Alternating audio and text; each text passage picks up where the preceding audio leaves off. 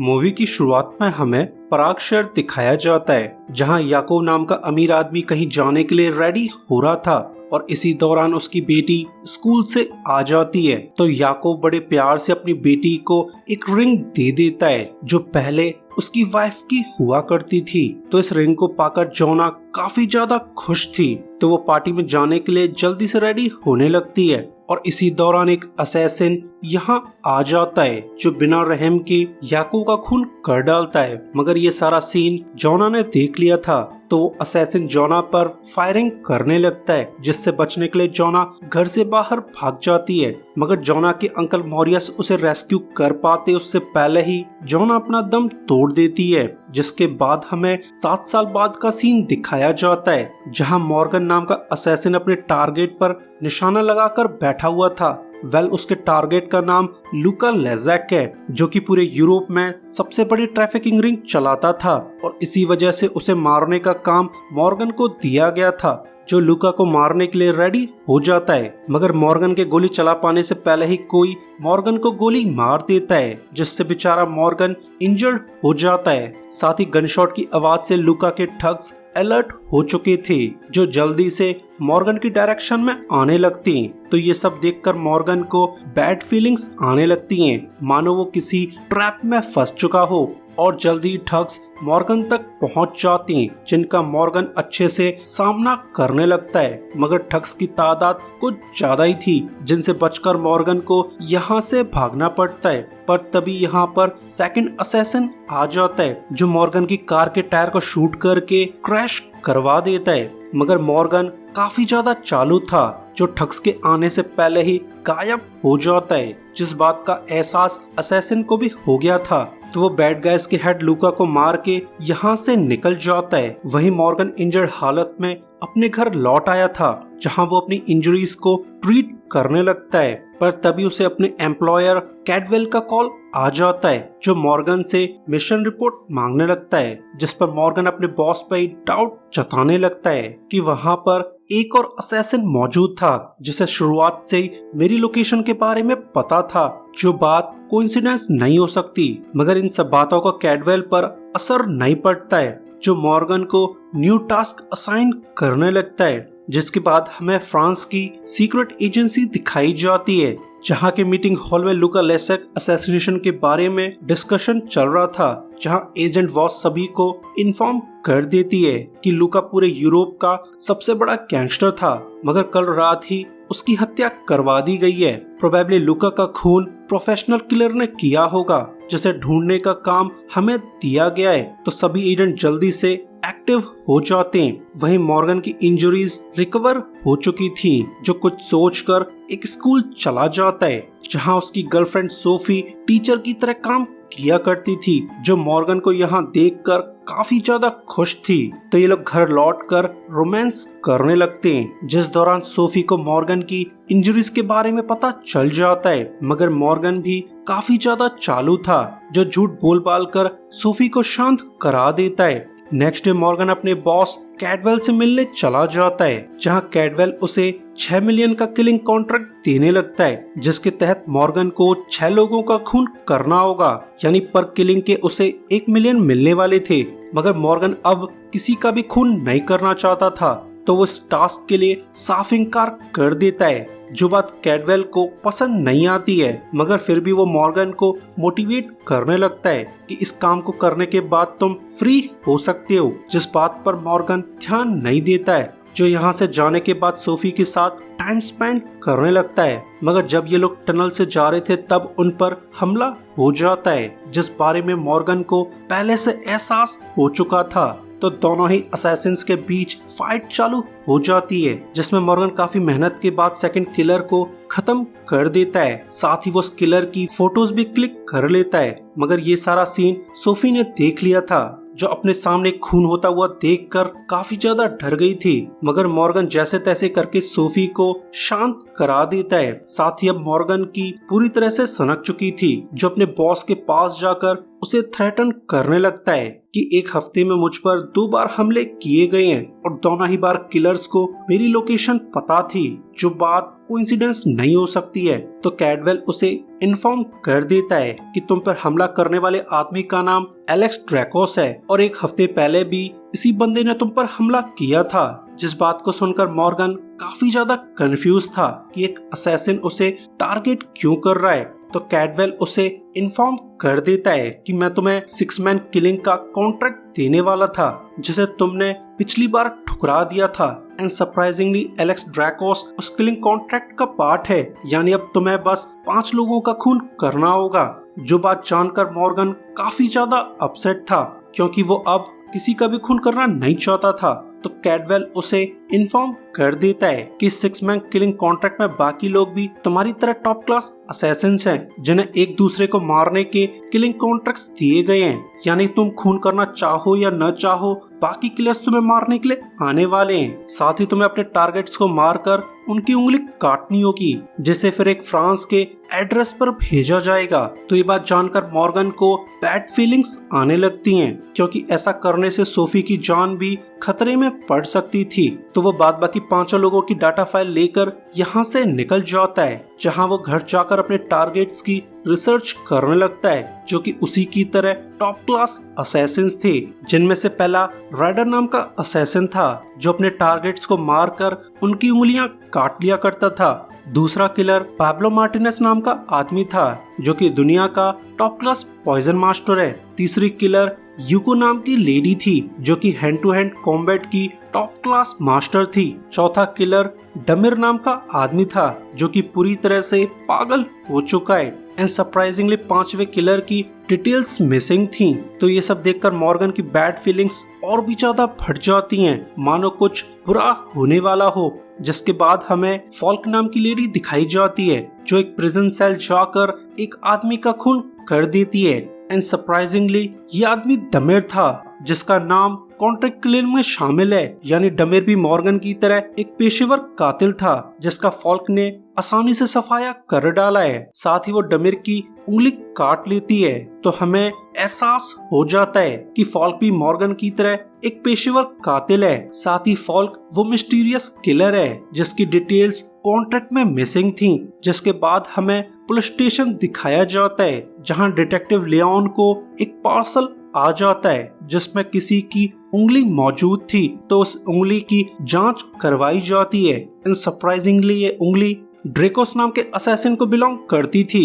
जो बात जानकर लियोन काफी ज्यादा शॉक था जो कुछ सोचकर एक पेंट हाउस चला जाता है जो कि जोना नाम की लड़की को बिलोंग करता था। एंड सरप्राइजिंगली ये लड़की तो वही लड़की है जिसे मूवी की शुरुआत में गोली मार दी गई थी, यानी कैसे भी करके जोना उस दिन बच गई थी। तो लियोन उसे इन्फॉर्म कर देता है कि लिस्ट में मौजूद एक असैसिन का खून हो चुका है, मगर इस बारे में जोना को पहले से पता चल चुका था।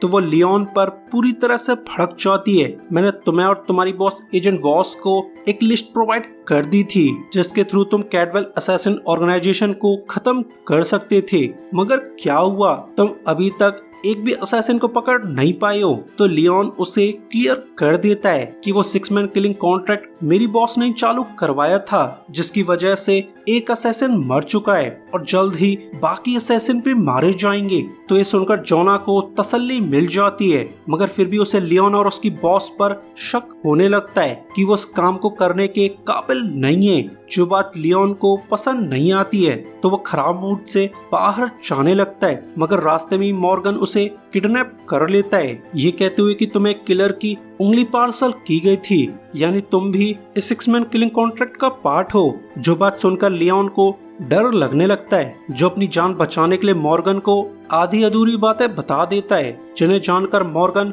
यहाँ से चला जाता है क्योंकि वो एक पुलिस वाले का खून करना नहीं चाहता था, जो फिर अपने घर जाकर लियोन की डिटेल्स चेक करने लगता है। पर तभी उसे किसी का कॉल आ जाता है जो कि और कोई नहीं 6वीं किलर फॉल्क थी। तो फॉल्क मॉर्गन को इन्फॉर्म कर देती है कि हम सभी किलर्स को पपेट्स की तरह यूज किया जा रहा है, जहां काम खत्म होते ही हम सभी को मरवा दिया जाएगा, तो क्यों ना हम अपने कॉमन एनिमी कैडवेल का सफाया कर डालते हैं, क्योंकि ये सब किलिंग कैडवेल करवा रहा है। मगर मॉर्गन को उसकी बातों पर भरोसा नहीं होता है, जिसके बाद मॉर्गन तीसरे टारगेट पाब्लो के घर जाने लगता है। मगर रास्ते में उसे फॉल्क का दोबारा से कॉल आ जाता है, जो कि असल में सीक्रेट एजेंसी की हेड एजेंट वॉस थी। यानी फॉल्क दोहरी जिंदगी जी रही थी, जहां वो एक एजेंट होने के साथ साथ खतरनाक कातिल भी थी, जो मॉर्गन को इन्फॉर्म कर देती है कि 6 मैन किलिंग कॉन्ट्रैक्ट का क्लाइंट जोना नाम की लड़की है, जो कि एक बहुत बड़े बिजनेस टाइकून की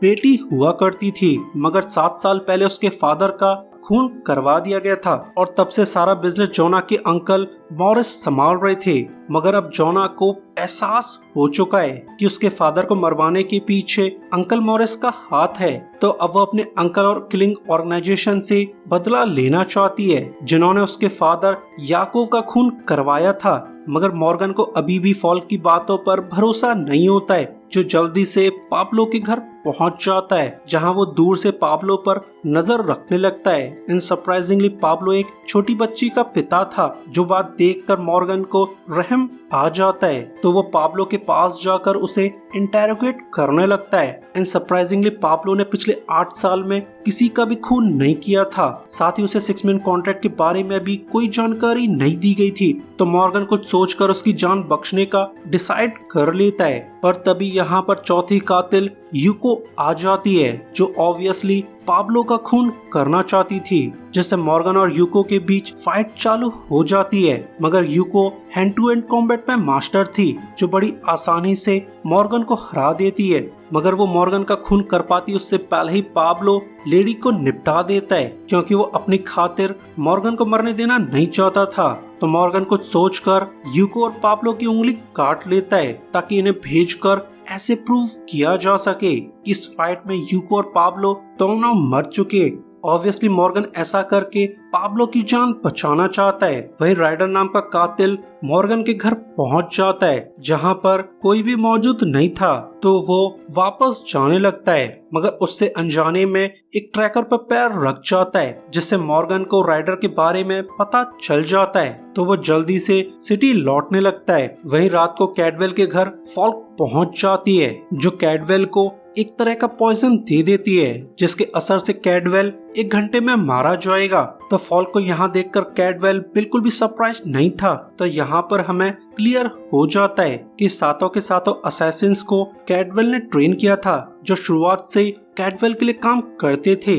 एंड पूरी दुनिया में कैडवेल ही ऐसा एक आदमी था जो इन असैसिन्स की रियल पहचान जानता था, और इसी वजह से फॉल्क यहाँ आई हुई है, जो एंटीडोट के बदले कैडवेल से अपनी फाइल को ओपन करवा लेती है, जहां वो बिना हेजिटेशन के अपनी फाइल्स को डिलीट कर देती है। ऑब्वियसली फॉल्क इस बात का रिकॉर्ड मिटाना चाहती थी कि इस दुनिया में कोई फॉल्क नाम की असैसिन भी है। यानी अब इस दुनिया में कोई भी नहीं जानता है कि फॉल्क पहले एक असैसिन थी, जिसके बाद वो मॉर्गन की फाइल्स को चेक करने लगती है, जिससे उसे मॉर्गन और सोफी के बारे में जानकारी मिल जाती है। तो अपना काम पूरा होते ही फॉल्क कैडवेल का खून कर देती है। मगर फॉल्क को इस बारे में अंदाजा नहीं हुआ था कि कैडवेल काफी ज्यादा चालू है, जिसने चुपके से उसकी फाइल मॉर्गन को सेंड कर दी थी। यानी अब मॉर्गन को भी फॉल्क की रियल पहचान के बारे में पता चल चुका था।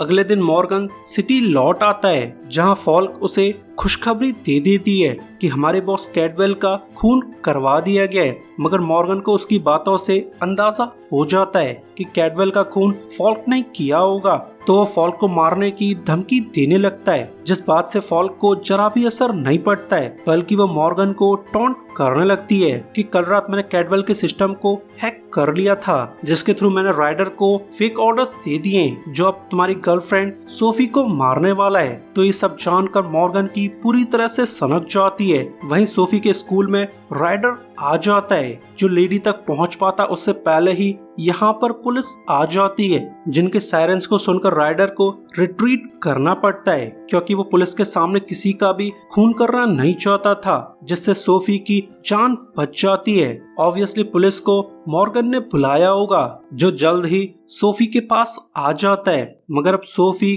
काफी ज्यादा डरी हुई थी, तो मॉर्गन उसे सारा माजरा क्लियर कर देता है कि मैं दुनिया का टॉप क्लास असैसिन हूँ, साथ ही मुझे काफी लोग मारना चाहते हैं। जो बात सुनकर सोफी बिल्कुल भी खुश नहीं थी, तो वो फाइनली रिवील कर देती है कि वो मॉर्गन के बच्चे से प्रेग्नेंट हो चुकी थी। जो बात जानकर मॉर्गन काफी ज्यादा खुश था, मगर साथ ही उसे सोफी की जान की फिक्र होने लगती है, तो वह जल्दी से सोफी को सिटी से बाहर भेज देता है। जिसके बाद मॉर्गन राइडर को ढूंढते हुए उसके बेस तक पहुंच जाता है, जहां पर काफी सारे हथियार मौजूद थे। साथ ही राइडर ने अपने टारगेट्स को मारकर उनकी उंगलियां इकट्ठी कर रखी थी।